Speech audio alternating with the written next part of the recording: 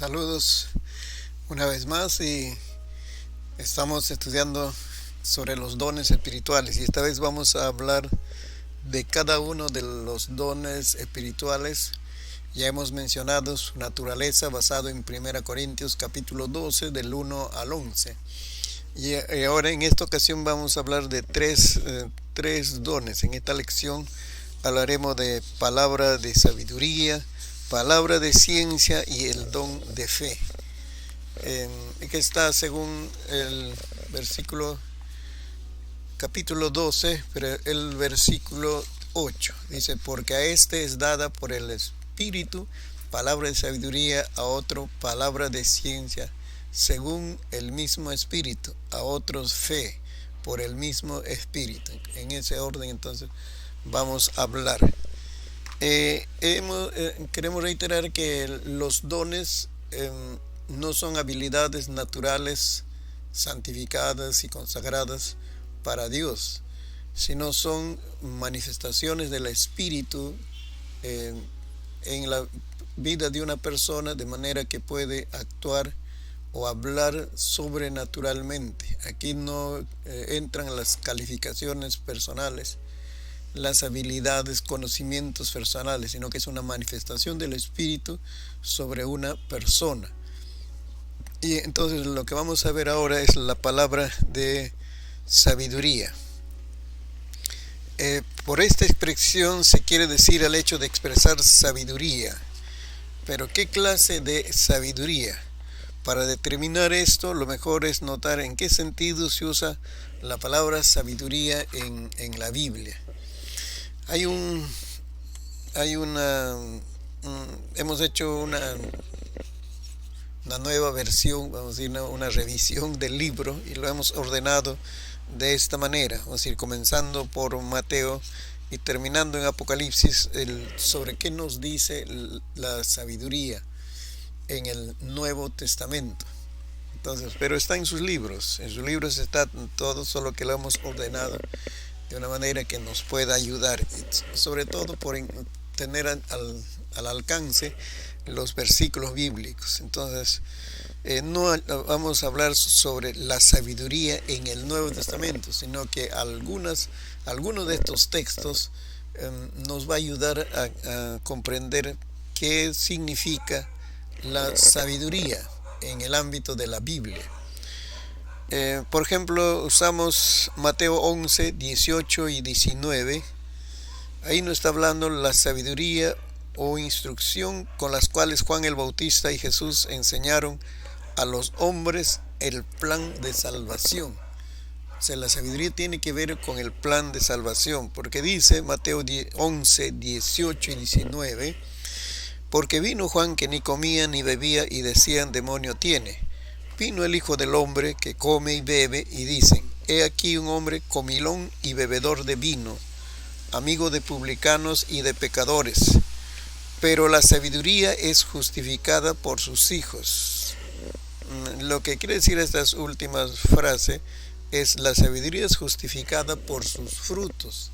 ¿Qué frutos hay de esas decisiones que tomaron? Aquí están mencionando a Juan el Bautista y a Jesucristo, que tomaron decisiones según la sabiduría que estaban usando en ese momento.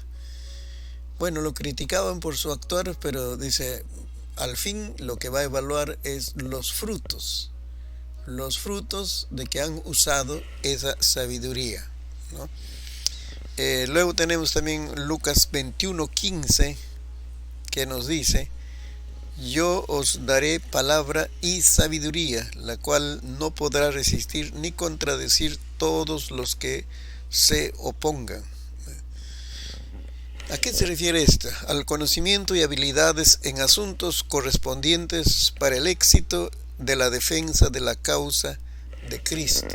Entonces aquí están hablando con sabiduría los que iban a están profetizando, ¿no?, que en el futuro va a ser necesario esta sabiduría, porque van a tener que defender su fe, su creencia ante los maltratadores, burladores de esta tierra. Entonces es ahí donde Dios brinda conocimiento y habilidades. Entonces, estamos viendo lo que en la Biblia se usa la palabra sabiduría, ¿no? Pero todavía no estamos entrando en lo que es el don de la palabra de sabiduría, ¿no? Otro uso de la palabra sabiduría está en 8, 6, 13. 3, 6, 3, 1, 2 y 3. Buscad pues, hermanos, de entre vosotros a 7 varones de buen testimonio, llenos del Espíritu Santo y de sabiduría, a quienes encarguemos de este trabajo. ¿Cuál era ese trabajo? Era el repartir los bienes materiales a las viudas. Entonces tenían que tratar con las personas, las viudas, naturalmente estamos hablando de que son personas que han sido heridas, golpeadas por la vida, y también tienen necesidades materiales, y ahora ellos, la iglesia entonces proveía para sus necesidades materiales. En todo eso se necesitaba sabiduría. Entonces aquí lo que está mencionando es sabiduría como habilidad en el manejo de asuntos materiales, ¿no? Y relaciones con las personas, cómo iban a tratar estas personas, estos 7 encargados, ¿no? Con las damas se necesita sabiduría. Luego vemos en Marcos, en Mateo, Marcos 6:2, Marcos 6:2. Su pasaje paralelo es Mateo 13:54, ¿no? Aquí nos habla de conocimiento de las cosas divinas y de los deberes humanos, unido a una capacidad de expresarse con respecto a ellos y de interpretar y aplicar las sagradas escrituras. ¿Qué dice Marcos 6:2? Dice de Jesús: y llegado el día de reposo, comenzó a enseñar en la sinagoga, y muchos, oyéndole, se admiraban y decían: ¿de dónde tiene estas cosas? ¿Y qué sabiduría es esta que les dada? ¿Y estos milagros que por sus manos son hechos? Y nos está hablando entonces de conocimiento de cosas divinas. La gente reconoce que lo que Jesús está expresando, ¿no?, en su doctrina es una sabiduría no común en ese tiempo. Por eso dice, y esta sabiduría que les da, ¿de dónde tiene estas cosas? En Hechos 6:10 también nos presenta a Esteban. Dice: pero no podían resistir a la sabiduría y al espíritu con que hablaba. Ahí estamos viendo ya que es el Espíritu quien le está dando estas palabras de sabiduría para hablar a aquellos que se oponían al Evangelio de salvación. Bien, siguiente, vamos viendo. Habla sobre José.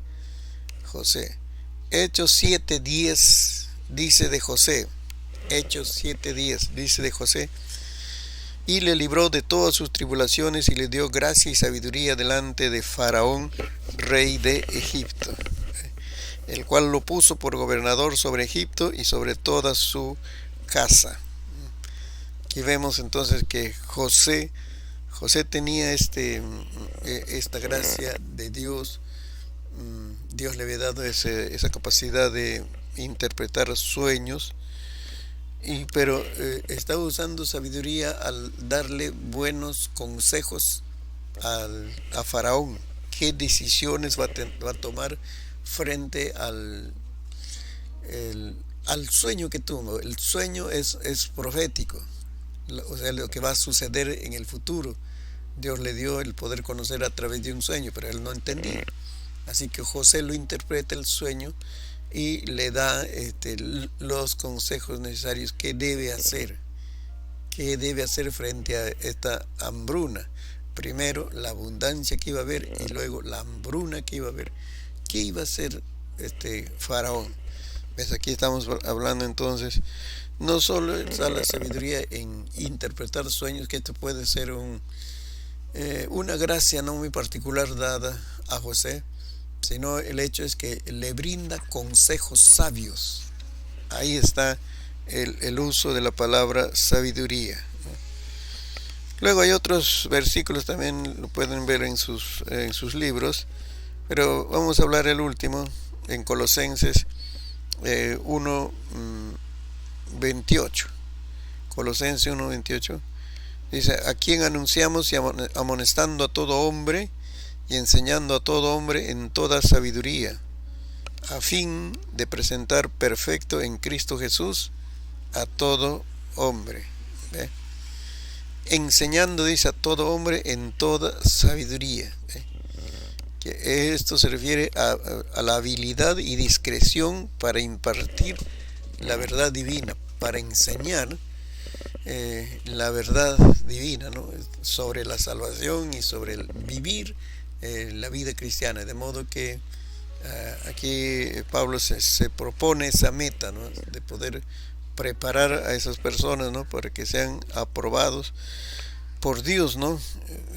Pero dice, tengo que enseñar a todo hombre en toda sabiduría, ¿no? La sabiduría está relacionado con el conocimiento, pero no puede ser sinónimo. Sabiduría, conocimiento, no es sinónimo, sino la sabiduría es la aplicación del conocimiento a sus situaciones particulares. De modo que el que tiene conocimiento y lo aplica, vamos a decir, de una manera saludable, de una manera que lleva buenos resultados, entonces está actuando con sabiduría. Es en ese ámbito entonces donde estamos viendo el uso de la palabra sabiduría. Aquí en estos versículos está relacionado con el tema de la salvación. Primero, para impartir ese conocimiento de la salvación. Luego, también este conocimiento, pero que le lleva a tomar decisiones en la vida cristiana. Entonces, ese uso es lo que se tiene con la palabra sabiduría. Siguiente, ya aparte de los ejemplos que hemos visto, ahora veamos que la sabiduría se aplica al conocimiento del plan divino propiamente oculto. En el Antiguo Testamento no estaba tan comprensible, pero luego dice es manifestada, ¿no? Es dado al ser humano, al hombre, para que pueda comprender este mensaje de salvación, ¿no? Que es mediante la obra de Jesucristo en la cruz del Calvario, ¿no? Este versículo es interesante, Colosenses 1:30. Dice: mas por él estáis vosotros en Cristo Jesús, el cual nos ha sido hecho por Dios sabiduría, justificación, santificación y redención. De repente puedo decir, ¿no? Que es comprensible que podamos decir, por los méritos de Cristo ahora hemos recibido justificación, santificación y redención. Bueno, está más o menos comprensible, está a nuestro alcance. Pero ¿qué decimos cuando dice por los méritos de Cristo ahora nosotros somos hechos? Cristo es hecho para nosotros, dice, sabiduría. Parece que está lejano, ¿no? Dice, Cristo es para nosotros hecho sabiduría. Entonces, ¿qué es lo que está tratando de decir, ¿no? Que Jesucristo es la sabiduría personificada. Y entonces cuando Cristo entró a nuestra vida, entró con su sabiduría.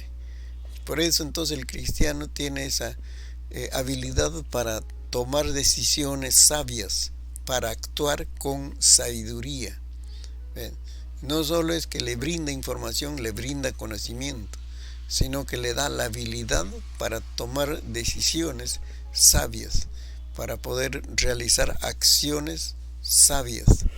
Eso, ¿no? Eso es entonces, por los méritos de Cristo tenemos esa bendición. Así que este versículo búscalo en otras versiones de la Biblia. Va a ser necesario comparar con otras versiones de la Biblia. Bueno, hasta ahí entonces vamos hablando de la palabra sabiduría. Todavía no terminamos esta sección. De modo entonces que el don de la palabra sabiduría significa la habilidad sobrenatural de expresar sabiduría en los aspectos mencionados anteriormente, ¿no?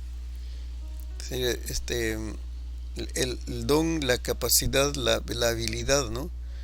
De expresar palabras de sabiduría, consejos sabios en los diferentes aspectos que hemos mencionado, ¿no? Es lo que se ve entonces, el don de sabiduría se ve en que ese creyente es capacitado ahora para expresar, ¿no? Consejos sabios, porque tiene que ver con acciones ya concretas, y por ese consejo sabio, entonces las personas van a actuar, vamos a decir, ¿no? Agradando a Dios, pero también con sabiduría, con provecho para esta vida. Así que eso es, ¿no? Va a haber alguna diferencia. Sí, creo que está mencionado en este libro. La palabra sabiduría tiene que ver con los hechos, los consejos sabios todos, pero que apunta siempre hacia el futuro. Así debemos hacer. Esa conducta le va a ser beneficiosa también para el futuro. Pero en cambio la palabra ciencia es conocimiento, siempre es el presente. O sea, esta es la realidad que se está viviendo. Hay de repente un conocimiento oculto, algo así, y puede por el Espíritu Santo lograr ese conocimiento, comprender esa situación que está difícil, oscura, pero es para este tiempo presente. Pero cuando el consejo ya va hacia el futuro, ¿qué debe hacer para que algo que afecte para el futuro? Entonces estamos hablando de la manifestación del don de sabiduría. Como hemos dicho, ¿no? La diferencia entre los dones, entre los nueve dones espirituales, no es tan bien marcado. A veces nosotros tratamos de ordenar, vamos a decir, ¿no?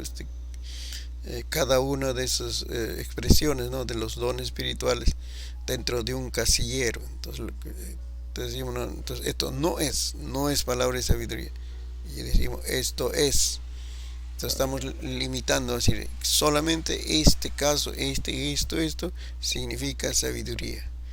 Pero los límites, las fronteras son muy que podemos decir, no, casi que no se puede ver. Puede estar hablando de palabra de ciencia o palabra de sabiduría. Entonces, y además también lo que nosotros necesitamos es la manifestación de esos dones. No va a estar alguien juzgando, ¿no? Esto es palabra de sabiduría. El otro dice, no, pero es palabra de conocimiento, es ciencia, no es sabiduría. Y se ponen a discutir, y la discusión dura más que el atender la necesidad de alguna persona. De repente Dios ha dicho a través de algún instrumento, le está dando consejo a una persona, debes hacer esto, aquello, por tu bien o por la situación que estás pasando, el problema que estás pasando puede solucionarse si haces esto, le está dando sabiduría.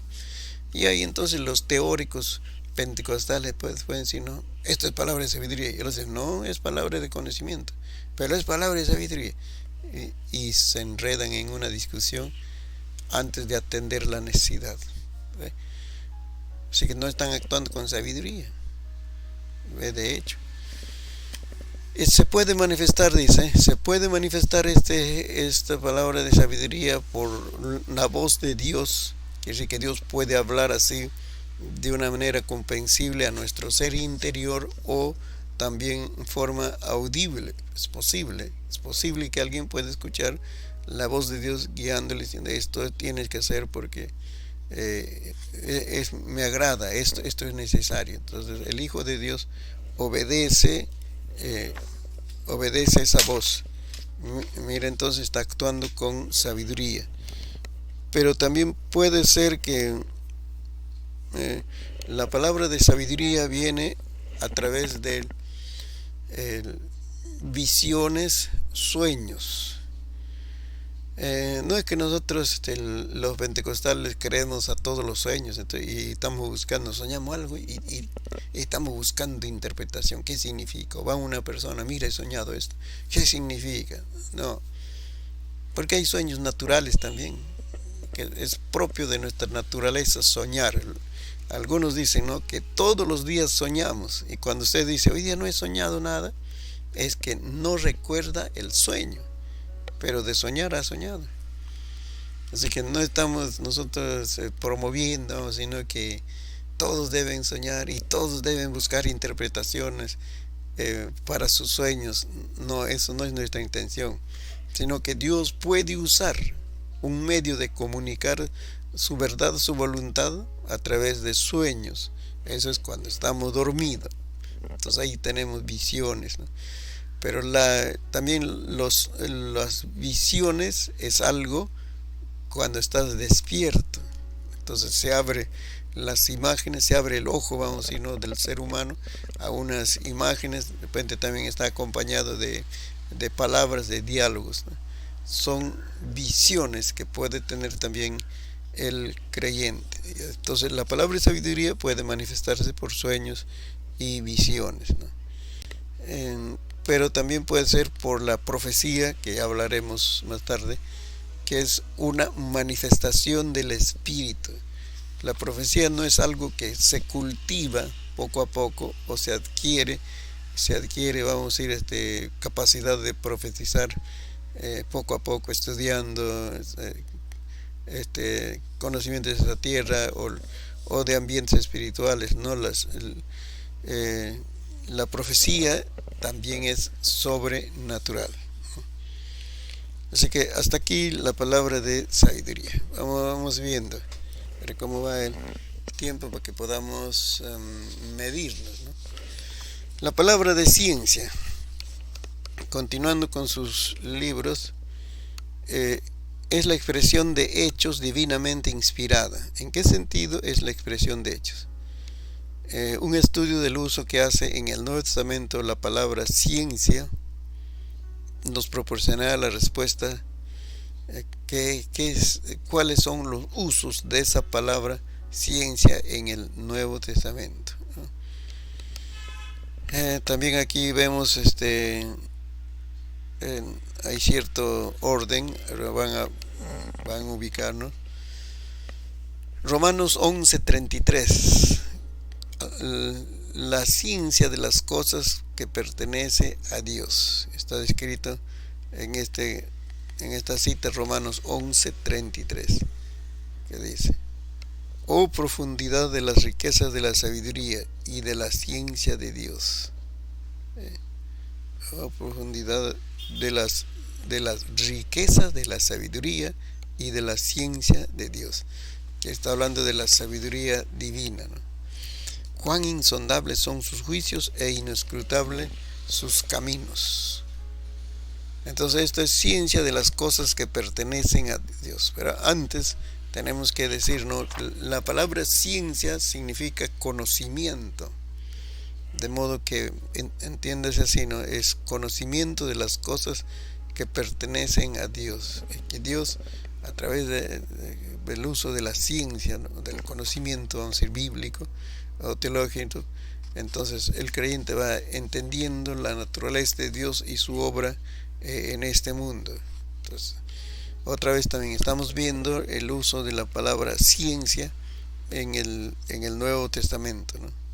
Y de ahí entonces saltamos a palabra de ciencia, ¿no? Si esto es ciencia, si esto es conocimiento, entonces ¿cómo debe ser el don de ciencia? Esto nos va a ayudar, ¿no? Dice, la ciencia de las cosas que pertenecen a Dios. Romanos, ¿dónde habla? Romanos 11.3. Romanos 11.3 es la ciencia de las cosas que pertenecen a Dios. Por eso dice, cuán insondables son, oh profundidad de la riqueza, de la sabiduría y de la ciencia de Dios. Conocimiento de las cosas que pertenecen a Dios. Y Pablo se admira, ¿no?, de todo ese conocimiento que Dios le brinda, ¿no? A él le vino como revelación, a Pablo le viene como revelación. No es por estudio, por análisis, por intuición, por comparar, vamos a decir, escritos de uno y otro. No, sino cuando palabra de ciencia lo que está hablando es de que algo sobrenatural vino sobre él, ¿no? Y tiene un conocimiento de las cosas, de las realidades que está pasando en su medio.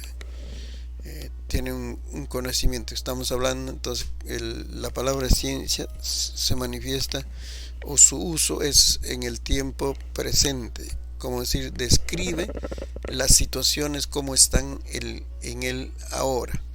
Y puede describir también por esta palabra de ciencia cosas que están ocultas. Es palabra de conocimiento. Entonces, a este don de palabra de ciencia no se le escapa ningún hecho, ¿no?, que quieran esconder, ¿no?, que quieran darle otro significado. No se le puede esconder porque eso es la obra del Espíritu Santo que trabaja en los corazones, ¿no?, en las personas. En Romanos 15.4, 15.14 es a ver quién. Aquí vamos a tener el texto bíblico 15.14. ¿Qué tal? Porque estoy seguro de vosotros, hermanos míos, de que vosotros mismos estáis llenos de bondad, llenos de todo conocimiento, de tal manera que podéis amonestaros los unos a los otros. Que vemos aquí ciencia o conocimiento de la fe cristiana. Si nosotros tenemos dificultad, ¿no? Esa es la mayoría, o por la edad también adulta, ¿no? Ya tenemos dificultad con los horarios de estudio, ya tenemos dificultad con la capacidad de acumular datos, no guardar datos en nuestra mente, ¿no? Y aparte de eso, entonces debemos conocer, dicen, ¿no?, las cosas de la fe cristiana. Es una escuela, ¿no? Siempre debemos estar aprendiendo. O sea que ese es el desafío que se nos presenta, ¿no? De modo, dice, con ese conocimiento, ciencia, dice acá, ¿no?, podemos amonestarnos unos a los otros. Es una palabra de ánimo, de corrección. Corrección quiere decir de hacerlos volver, no se ha desviado a la derecha o a la izquierda, o está yendo muy lento. Entonces Dios puede usar alguna manifestación para darle a esa persona como decir, un estímulo, una motivación, o de repente una corrección, porque está actuando mal, y siga en el camino del Señor. Luego una ciencia o conocimiento más profundo, más perfecto, más amplio de esta fe cristiana, tal como el que pertenece a los malvados, a los que están llenos, dice, llenos, ¿qué dice acá? Una ciencia, vamos a leer, una ciencia o conocimiento más profundo, más perfecto, más amplio de esta fe cristiana, tal como el que pertenece a los más avanzados, la letra chiquita, ¿no? 1 Corintios 13, 2 y 8.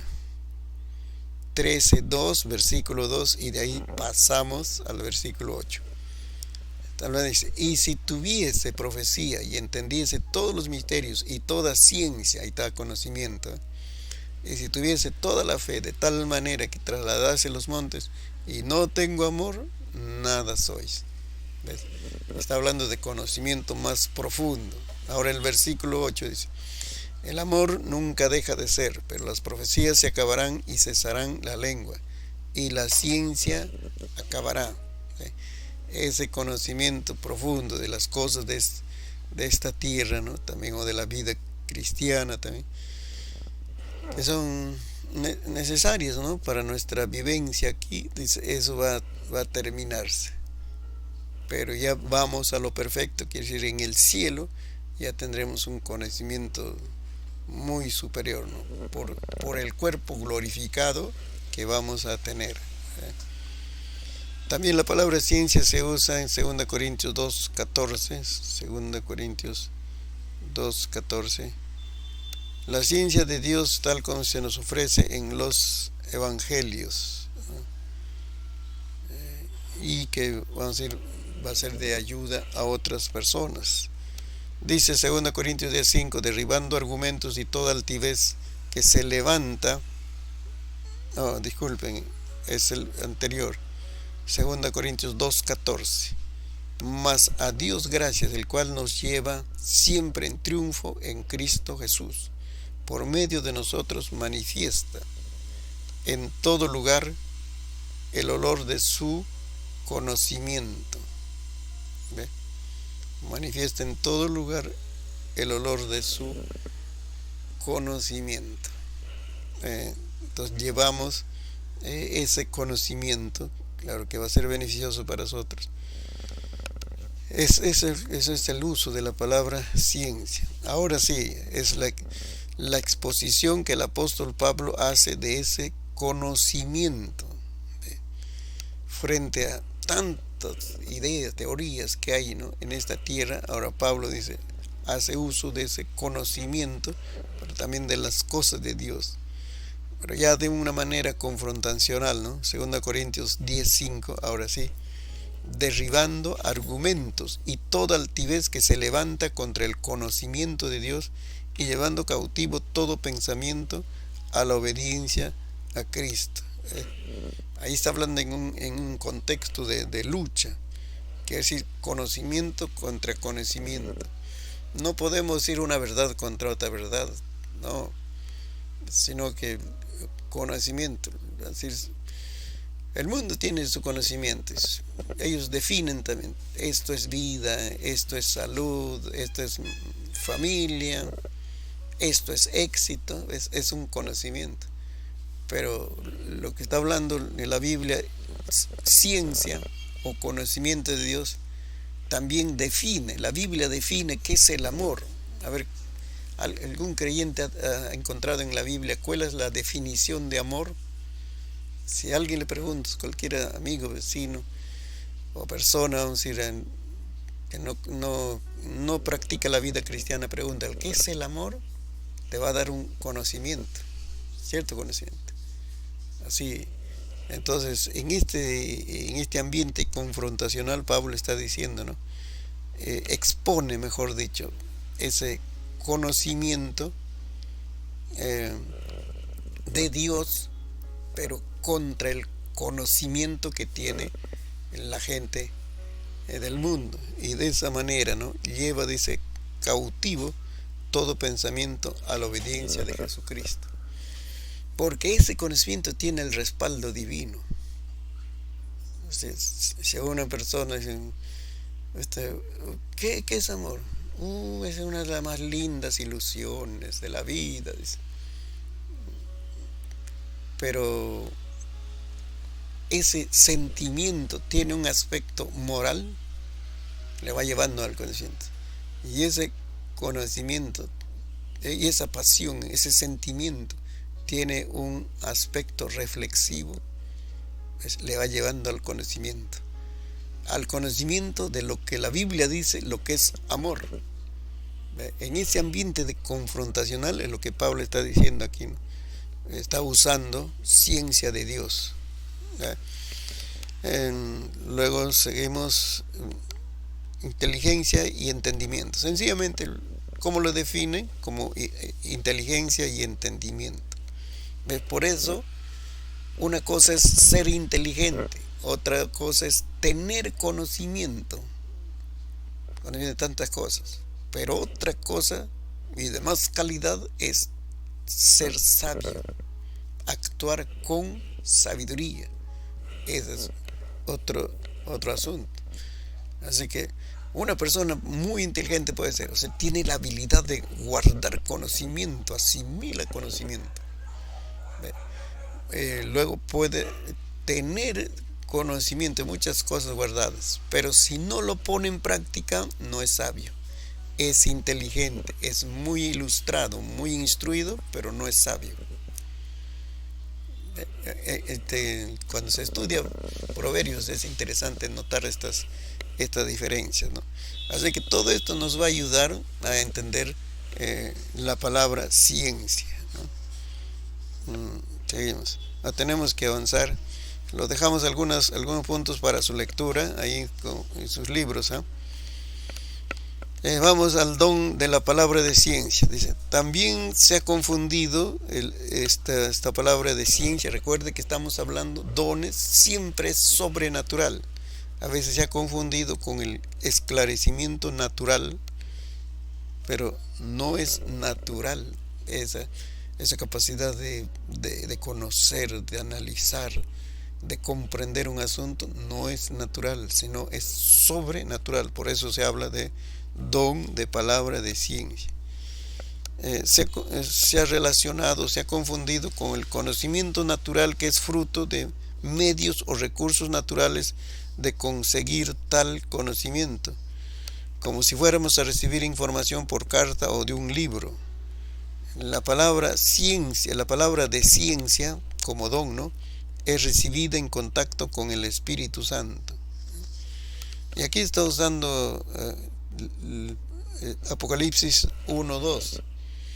Y si lees Apocalipsis 1:1 y después el 2, ahí vamos a ver el contexto textual, que Dios le da el mensaje así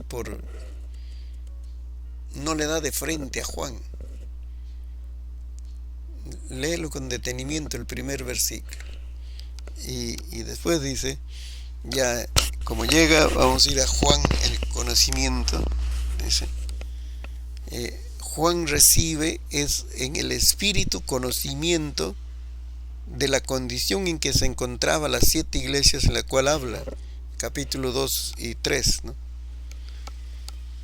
Así que entonces la palabra de ciencia depende totalmente de nuestra comunión, consagración y la voluntad de Dios. Entonces, Dios le da un conocimiento, le aclara la mente para que pueda ver la condición, ¿no? Por eso no es natural, no es un asunto de que Juan investigó, analizó cómo estaban las 7 iglesias de Asia Menor, sino que lo que vemos aquí es que Dios le brinda como un mensaje a Juan, y por ese mensaje entonces él comprende cómo está la situación espiritual de las iglesias en esas 7 iglesias a las cuales se escribe, se le envía una carta, ¿no? Apocalipsis 2 y 3 estoy hablando. Entonces, una cosa es conocer, otra cosa es la influencia del Espíritu, ¿no?, directo. Otro ejemplo que también se ve, ¿no? Dice, la confesión de Pedro, el apóstol en San Mateo 16:16. Ahí vemos entonces, el Señor Jesucristo pregunta, ¿no?, ¿qué dice la gente del Hijo del Hombre? O sea, de mi persona, ¿qué dice la gente? Y ellos responden, ¿no? Bueno, unos dicen que tú eres Juan el Bautista, o tú eres Elías, ¿no? Elías, personaje del Antiguo Testamento. Ellos lo conocían y fácilmente podían relacionarlo, ¿no? Por la espiritualidad, algo así, ¿no?, de Juan el Bautista, de Elías, ¿no?, el profeta de Dios, todo eso. Entonces, como que Jesús no está contento con la respuesta, porque no es la correcta. Entonces luego le dice a los discípulos, ¿y ustedes qué dicen? ¿Qué dice? ¿Quién soy yo? Es como que él le dijo. Y Pedro habla, representando a todos. Él siempre está pronto para hablar. Y que dice, usted eres Jesús, el Hijo del Dios Altísimo. Entonces, tú eres el Cristo, dice, ¿no? El Hijo del Dios viviente. Ese conocimiento no vino de carne ni sangre, dice, sino vino por la obra del Espíritu. Porque Jesús mismo le dijo, ¿no? Que no, no, que no procedía, ese conocimiento no procedía de fuente humana. No es porque Pedro analizó, investigó o era más estudioso que los demás discípulos, no, sino que eso vino como un mensaje de parte de Dios a Pedro. Entonces ahí está operando palabra de ciencia, palabra de conocimiento. También nos recomienda, no debemos confundir tampoco el don de palabra de ciencia con un conocimiento profundo de la Biblia y de la teología. Eso es un proceso. Conocer profundamente la Biblia es un proceso, ¿no? Ahí aplicas esfuerzo, ¿no? Comprensión lectora, así, para interpretar la Biblia tienes que usar otras herramientas, la hermenéutica, la exégesis, que algunos usan, o conocimiento de las lenguas originales de la Biblia, todo eso, ¿no? No podemos decir que eso es palabra de ciencia. Claro, vamos a decir, es un hombre muy estudioso, muy esforzado en conocer la Biblia, pero y también puede exponer conocimiento profundo de la Biblia, pero no es palabra de ciencia. Palabra de ciencia viene como una manifestación, recuerde eso, ¿no? Y eso es sobrenatural. No es que él ha analizado, sino que viene como un mensaje, pero a la vez concuerda con lo que dice la Biblia. Así que dice, es el conocimiento natural, o también aquí estamos hablando conocimiento de la Biblia, teología. Ahí la mente del hombre opera pasivamente y la mente del espíritu activamente en la operación del don de ciencia. ¿Se da cuenta? Que el don de ciencia quiere decir que ese mensaje que viene de parte de Dios es que no viene como una elaboración de ciertos conceptos, ¿no? Bueno, relacionas esto, aquello, esta es la idea, ¿no? Sino viene ya como un mensaje hecho. O sea, como que llega a comprender, así son las cosas, así está la situación, que vamos a ir a los ojos de cualquier observador sería diferente, pero a él le llega un conocimiento real de las cosas como están. Aquí estamos apuntando otra vez a ese principio, patrón, no sé, que la palabra de ciencia siempre es para el presente. En cambio, la palabra de sabiduría es para el futuro, porque le da consejo cómo debe actuar, o le da la habilidad para actuar sabiamente. Entonces ahí está la palabra de sabiduría y de ciencia. Muy bien, gloria al Señor. Tenemos algunos minutos para ver el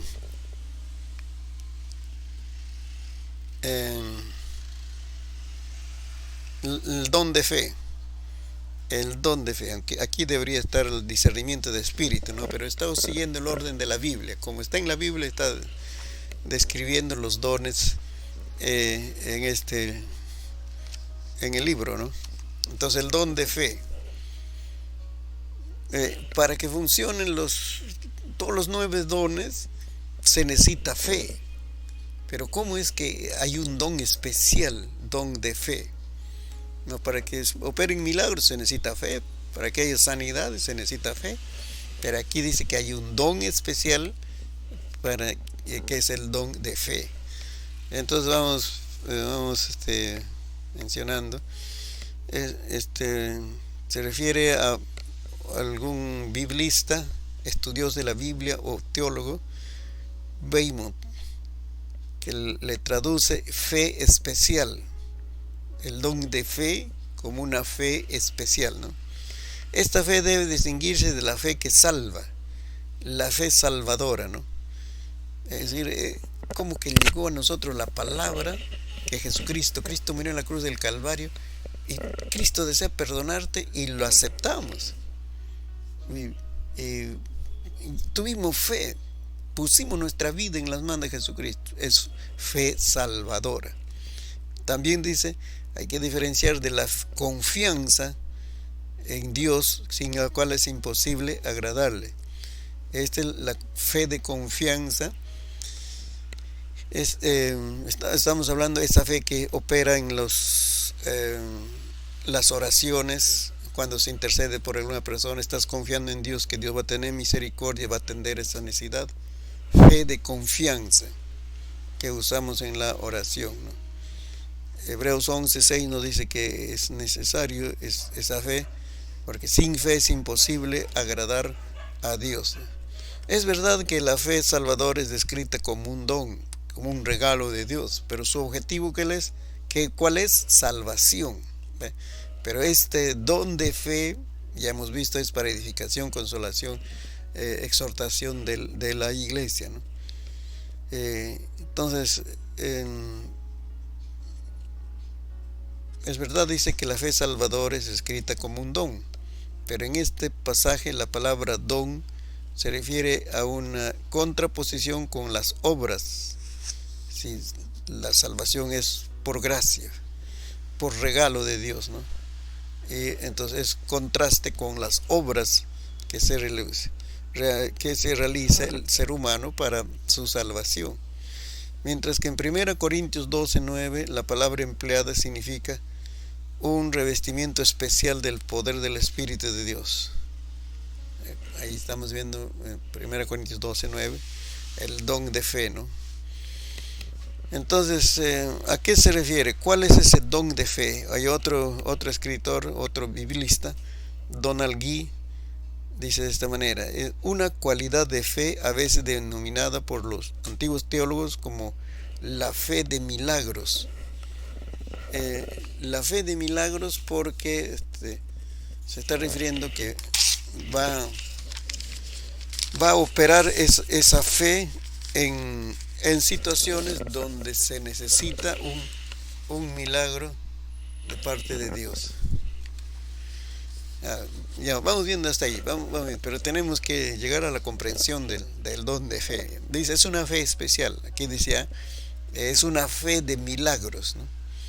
Pareciera que desciende sobre ciertos siervos de Dios en épocas de crisis especiales u oportunidades, mediante un poder tan extraordinario que son levantados aún del reino de la fe natural y ordinaria en Dios y reciben en sus almas la seguridad divina que triunfa sobre todo. Por ahí estamos cerca. Es decir, es una manifestación del Espíritu que lo capacita a ese creyente o a ese siervo de Dios para enfrentar una situación tan adversa, tan crítica, difícil, pero él está tan confiado, tan tranquilo. No se preocupen, se va a solucionar el problema, o vamos a salir de este caso. Mientras otros están preocupados, desesperados, sereno, tranquilo, porque Dios le ha revestido de una fe que va a operarse un milagro. Va a realizarse un milagro y saldremos bien. ¿Ve? Otra definición también. Posiblemente dice, la misma cualidad de fe constituye el pensamiento del Señor Jesús cuando dice en Marcos 11:22. Marcos 11:22 la expresión dice, tened fe en Dios. Ahí habla de un contexto de que Cristo realiza un milagro, se seca la higuera, y ahí nos lleva a pensar, ¿no? Cristo en su poder soberano, en su libre albedrío, puedo decir, en esta tierra hacía milagros sin que nadie lo pedía. y milagros donde no había emergencia, no había crisis. A ver, ¿qué crisis había para que Dios pueda secarle a ese árbol, a esa higuera que no tiene fruto? El milagro es cuando estamos en crisis y solo Dios nos salva de esa crisis, ¿no? Pero ahora aquí Cristo lo seca una higuera, dice, que se secó desde la raíz. Dice, al día siguiente los discípulos vieron la planta, le dijeron: Señor Jesús, la higuera que usted le hablaste ayer, lo maldijiste, dice otra versión, se ha secado. Pero ¿qué emergencia Dios está supliendo? ¿Qué emergencia Cristo está supliendo ahí? Entonces yo entiendo que Cristo hacía milagros cuando Él quería, hacía milagros. Nadie le pidió, pero Él hizo milagros. Y entonces ahí es la ocasión para darles una lección de fe. Ahí le está dando una lección de fe a los discípulos. Y por eso les dice, ¿no? Tened fe en Dios. Tened fe en Dios. Porque si tuvieras si estuvieras equipado con fe, no solamente esto harías, sino otras cosas harías. Le está dando lección de fe. Pues, lean Marcos 11, todo el contexto, Marcos 11, 22. Dice, si tan solamente dice, declarares, dijeres, todo lo que digas será hecho. Le está dando lecciones de fe a los discípulos. Pero esa palabra, tened fe en Dios, algunos han traducido, dice, tened la fe de Dios. Ya es diferente, ¿no? Cuando alguien dice tened fe en Dios, que está diciendo, pon tu confianza en el Señor. Espera de Dios milagros, cosas sobrenaturales, espera, eso te está diciendo. Pero cuando te dicen tened la fe de Dios, te está diciendo qué calidad de fe debes tener en tu corazón. Por eso eso está definiendo el don de fe. O sea, el don de fe no es la mera confianza que tenemos, tampoco es mera, simple, sencilla fe en Dios, ¿no? Es una cosa extraordinaria, es tener confianza, esa confianza verdadera, que Dios responde oraciones. Pero no, este don de fe lo que está diciendo es algo más. Te está diciendo, tened la fe de Dios. Quiere decir, de calidad divina, que tu fe sea de calidad divina. Y eso es por una manifestación del Espíritu de Dios en tu vida. No es algo que has cultivado poco a poco, sino te es dado en un momento oportuno, propicio. Entonces es una fe especial, ¿no? Dice, una partícula tan solamente de esa fe divina es un atributo del Todopoderoso, arrojada en el alma del hombre. ¿Y qué milagros puede suceder? Si vamos a decir, no, esa fe de calidad divina es manifestada en nuestra vida, ¿no? La operación de este don de fe se encuentra en Hechos 28, 1 y 16. Cuando el apóstol Pablo espera un milagro, pero es así tan tranquilo, tan sereno. ¿Saben de qué está hablando? De que le picó pues una serpiente y era venenosa. Y ya los naturales de ese lugar decían, ¿no? La persona que es picado con esa serpiente, al momento ya se ve como si se descompone su cuerpo, ya ahí se nota. Y yo puedo imaginarme que es tan poderoso el veneno que están esperando que en cualquier momento Pablo se caiga de espalda, ¿no? Se muera. Pero dice él, cuando le picó la serpiente se sacudió, ¿no?, su mano, no le pasó nada.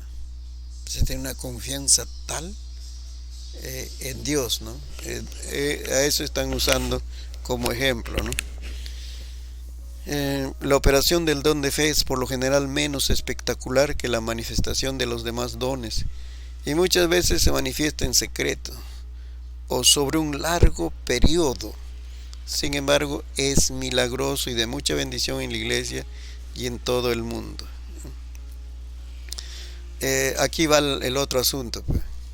Mm, Cuando dice se manifiesta en secreto, es que hay necesidades tan sentidas que necesitan ser atendidas, pero no son cosas así que va a salir a la luz tan espectaculares, así que desciende fuego del cielo, consume una casa, un árbol por ahí, ¿no? No, no son tan espectaculares, pero está sucediendo un milagro en lo, vamos a decir, en lo escondido ahí está sucediendo un milagro. Entonces, el que es revestido de ese don de fe no necesita de manifestaciones así sobrenaturales. Él simplemente cree. A ver, no, no está en el libro, pero vamos a usarlo como ilustración. Elías recibió palabra de Dios y le dice va a venir lluvia, pero tú tienes que orar. 3 años de sequía por palabra de Dios también. Y Elías dijo esa palabra y se secó los cielos. 3 años de sequía. Pero también Dios le dijo ya es tiempo, ahora voy a mandar lluvia, pero tú tienes que orar. Y bien práctico. Tenía su siervo, pues, su criado, dice, ¿no? Y le dijo, mira, yo voy a orar, va a venir lluvia, pero tú me vas a avisar ya. Anda, mira, ponte en el lugar muy alto y mira a lo lejos, dice. Ora, Señor, ya llegó el tiempo, usted ha dicho que va a mandar lluvia, entonces envía lluvia, Señor, la tierra está seca, debe producir la agricultura, Señor. No sé, ahora usa otras palabras. Y luego dijo, amén. Y luego preguntó, ¿hay alguna señal? ¿Qué ves? No, no hay nada, dijo. Él de nuevo oró, dice, Señor, oró, dice, vas a enviar lluvia. Y le pregunto otra vez, ¿ves alguna señal? No hay, él está confiado, él está seguro, va a venir la lluvia, solo tengo que orar. Ya. Oró otra vez, 3, 4, 5, no, no viene, no viene. Y luego dice, ya 6 veces creo, dice, ¿qué ves? Veo una nube pequeñita, como el palma de una mano. Y Elías dijo, ya viene la lluvia. Pero no llegaba, no mojaba nada y estaba lejísimo. Entonces, apúrate, porque ya nos vamos, va a llegar la lluvia. ¿Qué clase de fe? Eso es lo que estamos viendo. Por eso está diciendo en un largo tiempo, acá está diciendo, ¿no? Es que tenemos que entender lo que escriben los teólogos. Muchas veces se manifiesta en secreto y dice, a veces sobre un largo periodo. Y sin embargo es milagroso, es igualito milagroso. O sea, igualito hubiera sido milagro si Elías ora y al momento que termine de orar empieza a caer las primeras gotas. Pero él está confiado, Dios me ha dicho que voy a orar y va a venir lluvia. La tercera oración, la cuarta oración no viene, sigue creyendo. Hasta que vino esa pequeña señal de nube y llovió. Y llovió, pero nos dice la historia, ¿no? En el Antiguo Testamento. Así que eso se necesita. Hombres con el don de fe son las chispas necesarias para prender el fuego de avivamiento en las iglesias de Jesucristo en este tiempo de la incredulidad. Cuando se manifiesta ese don de fe en una persona, él lo va a creer. Tan naturalmente, tan sencillamente lo va a creer y veremos milagros, ¿no? En el otro libro que vamos a considerar también, ya está llegando a la mano de mis hermanos que van a recoger ahí de la iglesia. Ahí vamos a ver otras ilustraciones de los dones espirituales. También es muy ilustrativo, ¿no? Así como conclusión vamos a decir, ¿no? En esta era donde hay tantos desafíos morales y espirituales, necesitamos urgentemente la operación de los dones espirituales. Por lo menos ya hemos visto 3 en esta ocasión. Necesitamos luchar por un clima favorable en nuestras familias, en nuestras ciudades. Un clima moral, un clima de tranquilidad donde los pequeños crezcan y no estén expuestos a tantos traumas, tantas heridas, que eso malogra su vida de juventud, de adultez. necesitamos unirnos para creer que Dios puede operar en este tiempo los milagros.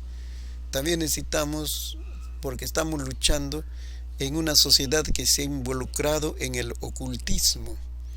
Ahí está incluido estos temas del satanismo, la brujería, hechicería, todas esas supersticiones que abren puerta al mundo del maligno, al imperio maligno. Estamos luchando en esta sociedad y no soy profeta, la Biblia lo dice, ¿no? Que en los postreros tiempos habrá gente que abrirán mucho sus puertas, ¿no?, de su vida interior a las fuerzas malignas, que va a haber gente oprimida por el diablo y posesionada por el diablo. En ese ambiente la iglesia hoy se está moviendo y por eso necesitamos la operación de los dones espirituales, ¿no? El cristianismo no es una creencia, una religión, también valga esa palabra, que se mueve solo en lo natural. El cristianismo es una creencia que se mueve en lo sobrenatural y es ahí donde se operan los dones espirituales. Así que con esta conclusión vamos a terminar nuestra clase y estaremos ya en una próxima oportunidad. Muchísimas gracias por su atención.